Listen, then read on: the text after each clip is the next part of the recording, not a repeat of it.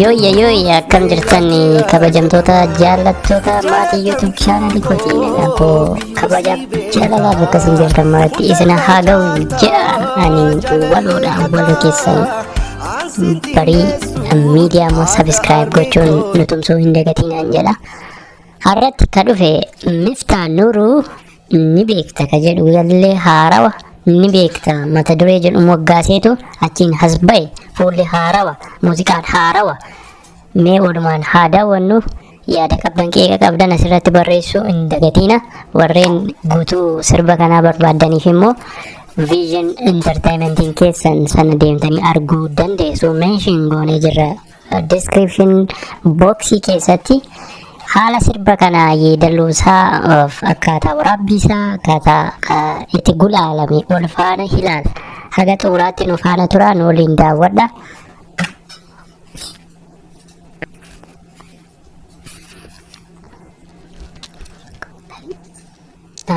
Sijaalleen beeka sijaallee. Sirbi kun foormaatii isaarraa yoo kaane sirba 4K dha waraabame yookaan Black Magic 4K egaa teekinooloojii dhiyeenya kana as beekamuutti dhufan kaameroota gaggaariidhaan waraaban jechuudha.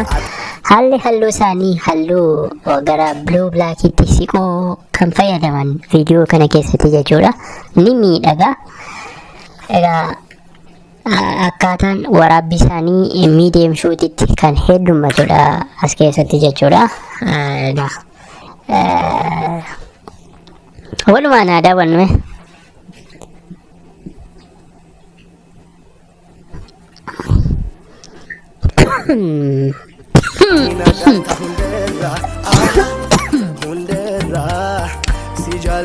Hayyame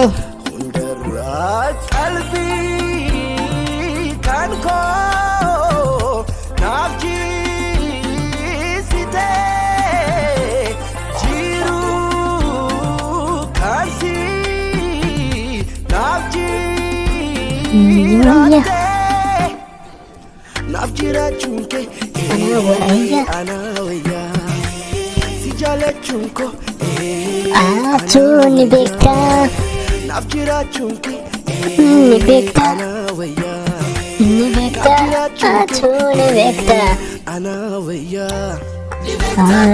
ni beekta ni beekta.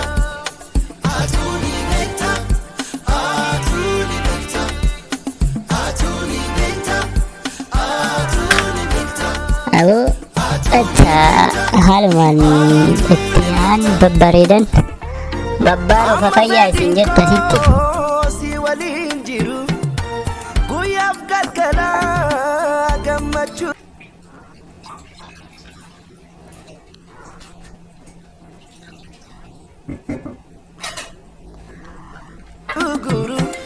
Balbala ku cabsee gadi haa deemu ati kan kutanan sitti heerumu mal barbaachisa kana caalaa dammee Mal barbaachisa kana caalaa dammee kiyya taanaan mal barbaachisa kana caalaa dammee barbaachisa kana caalaa mal barbaachisa kana caalaa dammee kiyya taanaan qalbii kan koo naaf